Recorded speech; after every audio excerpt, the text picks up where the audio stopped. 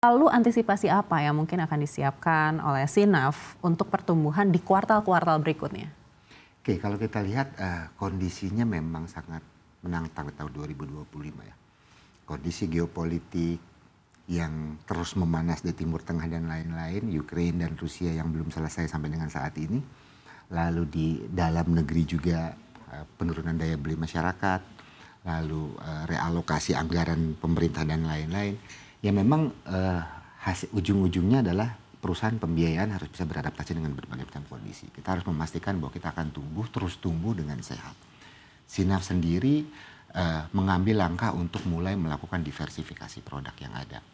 Jadi kalau kita lihat tahun-tahun sebelumnya setelah ada POJK untuk pembiayaan dana tunai, kita mempergunakan itu, syukur alhamdulillah. Dalam kondisi tahun 2024 di mana ada penurunan pertumbuhan di sisi multi-finance yang hanya 6,79 hampir dengan 7%, kita masih tumbuh double digit. Lalu pembiayaan kita, realisasi kredit kita tumbuh sekitar 12-13%. Dengan cara kita mendiversifikasi pembiayaan kita dari pembiayaan kendaraan baru, bekas, dan multiguna.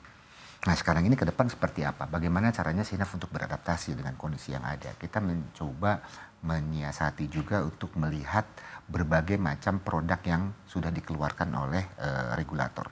Salah satunya adalah terkait dengan POJK 46 2024, penguatan pembangunan dan penguatan perusahaan pembiayaan infrastruktur. OJK sudah melonggarkan pembiayaan multiguna untuk segmen yang produktif yang dibatasi 500 juta sekarang bisa sampai dengan 10 miliar. Yang kedua, tanpa agunan untuk segmen produktif bisa di 50 juta. Nah, itu yang kita juga tunggu. Ya, di segmen-segmen sebelumnya saya sudah mengutarakan hal itu yang kita tunggu, dan kita akan melihat bahwa segmen pembiayaan dana tunai untuk mendukung segmen produktif sekarang sudah direlaksasi oleh OJK. Kita akan mencoba mendiversifikasi untuk itu. Yang kedua, yang saya coba mengakses kembali adalah terkait dengan POJK 17 per 2024 untuk bullion business, yaitu pembiayaan logam mulia. Nah ini juga cukup lumayan bagus. Jadi nanti Sinaf sendiri akan mencoba mensegmentasi segmen nasabah yang membutuhkan pembiayaan untuk konsumsi, segmen yang mana, strateginya seperti apa, untuk pembiayaan produktif akan seperti apa, ataupun segmen nasabah yang mengharapkan investasi. Karena bullion bisnis itu sangat menarik kalau buat saya. Sangat menarik. Dari tahun 2021 saja contohnya, harga emas 900.000 per gram. Dan sekarang 2024 dan 2005 awal 1,7 juta. Jadi sudah hampir 2 kali lipat dalam rentan waktu cuma 3 tahun, 4 tahun. Itu sangat menarik. Nah ini akan coba kita exercise ke depannya. Dari sisi model bisnisnya juga bisa lebih tidak beresiko dibandingkan yang lain. Kita coba mengexercise. Salah satu adaptasi yang dilakukan oleh CIMB Niaga Finance menghadapi berbagai macam kondisi di lapangan, kita tetap tumbuh dengan sehat dengan cara mendiversifikasi berbagai macam produk yang ada. Baik, tadi Bapak sampaikan kendaraan baru, bekas, dan juga multiguna. Dari antara 3 produk ini saja, yang mana yang kontribusinya paling tinggi begitu Pak? Ya. Pasti tentu saja yang mungkin baru begitu ya, tapi potensi pertumbuhannya seperti apa untuk ketiganya? Agak menarik kalau di Sinaf. Jadi CIMB Niaga Finance kita menyadari bahwa kita bukan grup usahanya ATPM. Jadi di kendaraan ini Mbak, 100% kendaraan yang dijual biasanya 75% porsinya diberikan terhadap grupnya sendiri. Kita sebut dengan captive market. Jadi sebetulnya 25% retail transaksinya itulah yang diperebutkan 140 lebih perusahaan pembiayaan. Sehingga kita melihat bahwa Sinaf expertise-nya tidak di situ, jadi kita mendiversifikasi ke mobil bekas. Nah kalau kita lihat di mobil bekas kita dari total aset kelolaan kita ada sekitar 63,5% itu berdasar dari mobil bekas. Lalu dari mobil barunya 59% mobil bekas. Mobil barunya ada di angka sekitar 25%. Lalu modal pembiayaan dana tunai sekitar 15%. Jadi kita memfokuskan ke mobil bekas. So kenapa mobil bekas? Kita ingin tumbuh secara sehat dari sisi financial. Mobil bekas kita bisa mengenakan suku bunga ke masyarakat atau ke nasabah lebih tinggi dibandingkan mobil baru. dikarenakan mungkin tingkat resikonya juga yang lebih tinggi dibandingkan mobil baru.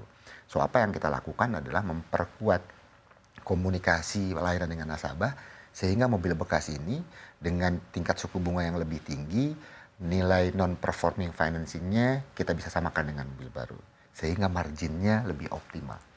Nah, 3 segmen itu. Nah, sekarang kalau kita lihat adalah pembiayaan dana tunai masih di angka kisaran 15%. Ini yang akan kita genjot. Ya, karena pembiayaan dana tunai sekali lagi kalau di piramid risiko, yang kecil resikonya itu adalah mobil baru. Yang sedang adalah mobil bekas. Yang lebih tinggi lagi karena orang butuh uang ya, resikonya lebih tinggi adalah segmen di dana tunai ini. Ya, jadi itu risk based pricing yang kita lakukan. Tapi ya kita akan melihat bahwa opportunity itu ada, tingkat resikonya bisa kita tekan, tapi kita bisa mengenakan suku bunga yang lebih tinggi dibandingkan mobil baru dan mobil bekas. Baik, kalau dilihat secara NPF, apakah memang di dana tunai ini juga memang lebih besar porsinya dibandingkan yang lain? Sampai dengan saat ini masih sama, Mbak. Karena memang CIMB Niaga Finance mempunyai berbagai macam tools untuk bisa memitigasi berbagai macam risiko. Kita mempunyai internal scoring engine sendiri dan berbagai macam alat-alat untuk kita bisa memastikan bahwa nasabah yang akan kita bukukan itu mempunyai kualitas yang cukup lumayan bagus. Sehingga total NPF-nya kita pun masih jauh di bawah industri. Masih jauh di bawah industri ya. Baik, berikutnya kita juga menunggu seperti apa hasil dari RDG Bank Indonesia di pekan ini. Harapan dari Sinaf seperti apa?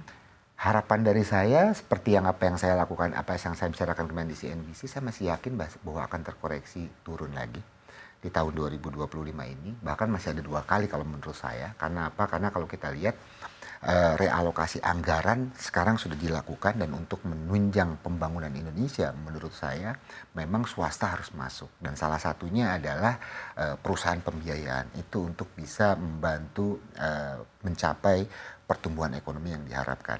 Dan untuk menstimulus itu, perusahaan pembiayaan membutuhkan sumber dana yang lebih murah. Menurut saya 575 masih bisa akan terkoreksi menjadi 5%, bahkan mungkin bisa sampai di titik 5% lah, 3 kali lagi tahun ini. Saya masih meyakini itu, melihat dari inflasi yang masih terjaga, dan juga kalau saya lihat nilai tukar rupiah yang kita khawatirkan juga ternyata tidak, ya masih di 16 ribuan.